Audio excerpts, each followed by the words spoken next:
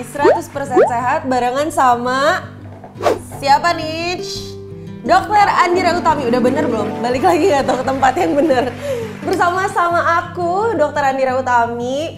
Terus kita bakal bahas sesuatu yang pastinya berhubungan sama kesehatan, tapi dibungkus dengan seru-seruan dan semoga bisa memberikan edukasi dan informasi yang bisa dipakai teman-teman di luar sana supaya kita anti hoax. Oke, ngomongin soal hoax, ini nih yang belakangan terjadi nih kan, bukan belakangan ya, kayaknya udah dari beberapa tahun yang lalu semenjak WhatsApp sosial media tuh merebak. Informasi tentang berita A, B, C, D, E itu kan bisa tersebar dengan bebas ya. Terutama kalau udah masuk WA ibu-ibu, source dan sumbernya dari mana pun udah bebas pasti dianggap valid dan benar. Jangan seperti itu, kita harus mencari sumber informasi yang tepat dan benar. Salah satunya ini tentang berita terbaru mengenai penyakit pernafasan misterius yang terjadi lagi di Cina dan menyerang anak-anak.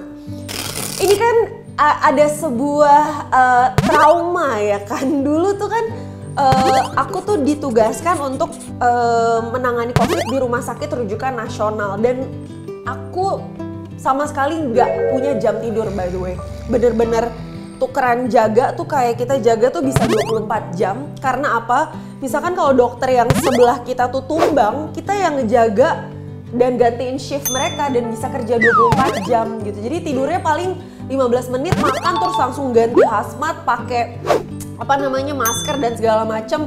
Mukanya langsung merah lagi, nggak bisa makan, minum, ganti hazmat lagi kalau mau ke kamar kecil dan sebagainya. Jadi ngebayangin kejadian itu tuh kayaknya buat tenaga kesehatan tuh memang sangat memorable karena tugasnya cukup berat dan kita juga pasti bersedih hati melihat beberapa teman-teman yang memang selama perjalanannya berada di garda terdepan itu tidak selamat gitu. Jadi mendengar ada berita tentang penyakit pernafasan misterius yang terjadi lagi di China dan menyerang anak-anak, aku sebagai dokter kayak wah ini apakah pandemi berikutnya atau apa, tapi nggak boleh asumtif ya. Makanya nih di sini aku mau sharing informasi tentang berita terbaru dari berita ini gitu.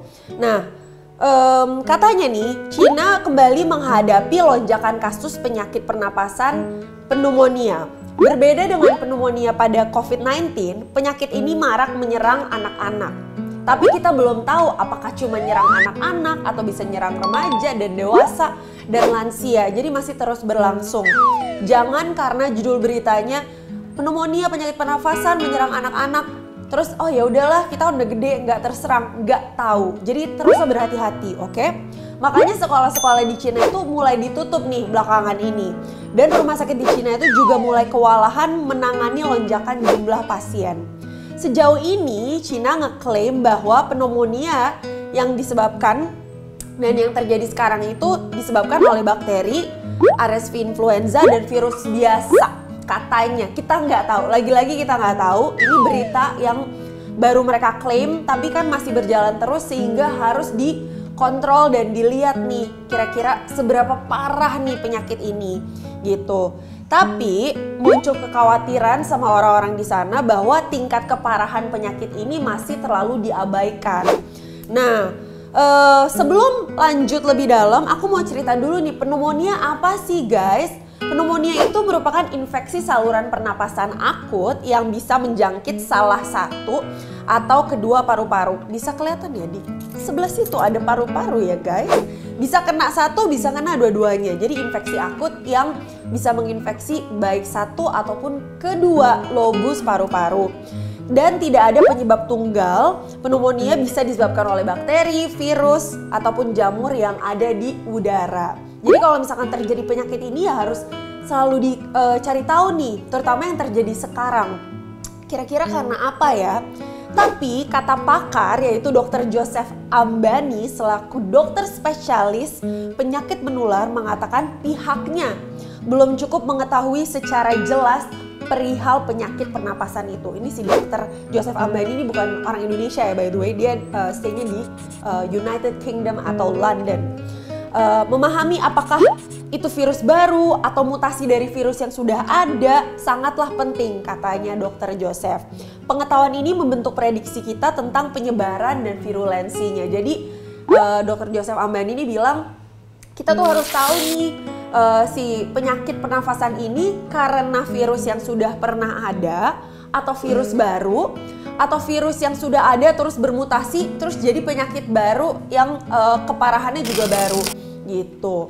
Karena kan memang belakangan ini 1 tahun ya, 1,5 tahun ke belakang kita udah mulai hidup bersama COVID kali ya. Covidnya nggak hilang tapi peraturannya udah mulai turun, nggak ketat. Maksudnya kita nggak pakai masker di dalam ruangan ya udah. Nih makanya orang-orang udah mulai gempar lagi nih untuk menggalakkan penggunaan masker. Kemarin sempat diingatkan kembali karena polusi, tapi ini ada penyakit baru lagi, gue sih jadi jadi khawatir. Nah, jadi takutnya si Dr.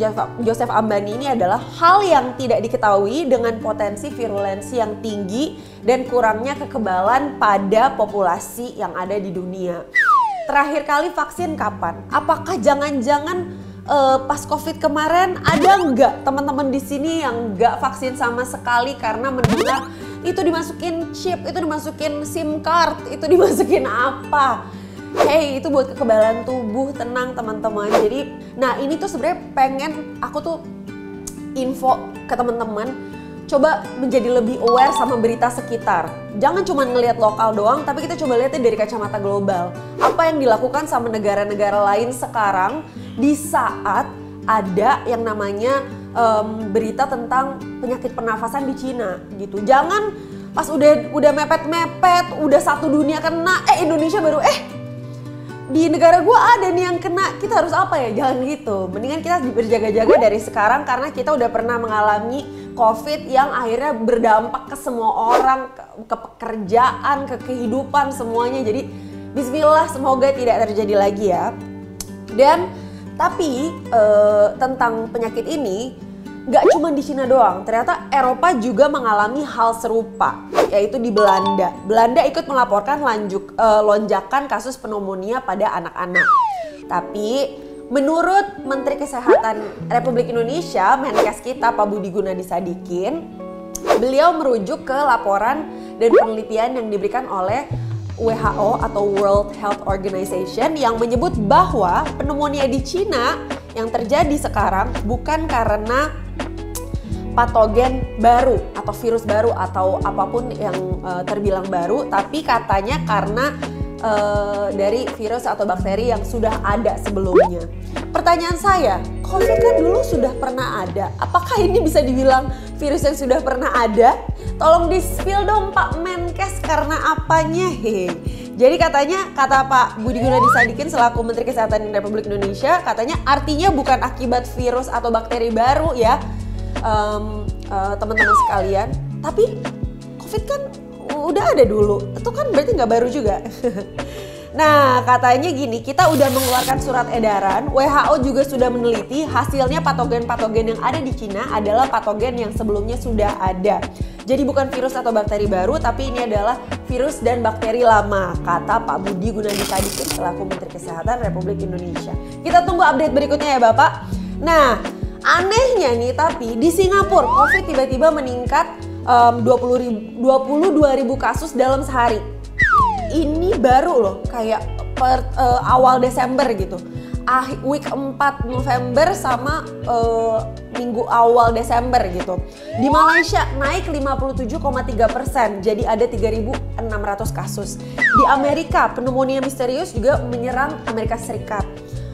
Sampai timnya Joe Biden lah apalah itu dia bilang kita harus membatasi perjalanan antara Cina ke Amerika, Amerika ke Cina, which gue nggak tahu apakah itu permasalahan geopolitik atau apa, bebas.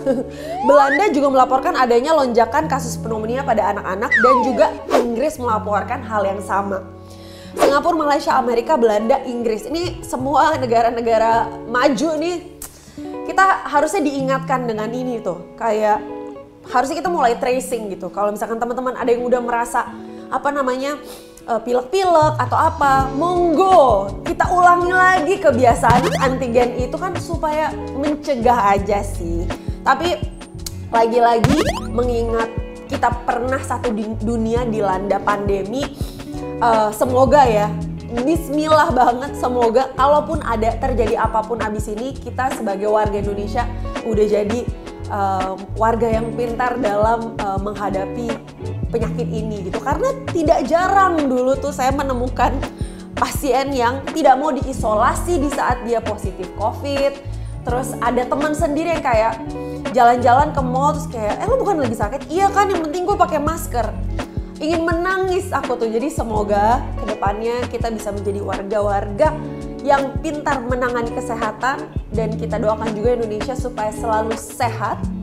Dan pastinya kalau teman-teman juga mau nanya-nanya lebih lanjut lagi tentang berita penyakit pernafasan yang misterius ini, boleh dong kita ngobrol-ngobrol di Fanmade, langsung chat aja di situ. Kita bisa ngobrol dengan lebih in-depth lagi supaya bisa seru-seruan tanya-tanya jawab tentang apapun, tentang kesehatan atau tentang topik ini gitu. Jadi sekali lagi, mencegah itu lebih baik daripada mengobati. Jadi kayaknya periode sekarang ini kita harus lebih rajin lagi minum vitamin, makan yang sehat. Boleh deh pakai masker lagi kali ya. Maksudnya kan enak ya kalau pakai masker tuh nggak mesti makeup kan, terutama buat cewek-cewek gitu. Yang malas-malas makeup udah tinggal pakai alis aja, mukanya ditutup pakai masker gitu. Semoga kita terus diberikan kesehatan semuanya ya teman-teman ya. Kalau gitu kita ketemu lagi di episode 100% sehat yang berikutnya bersama dengan Dr. Andira. Sampai jumpa.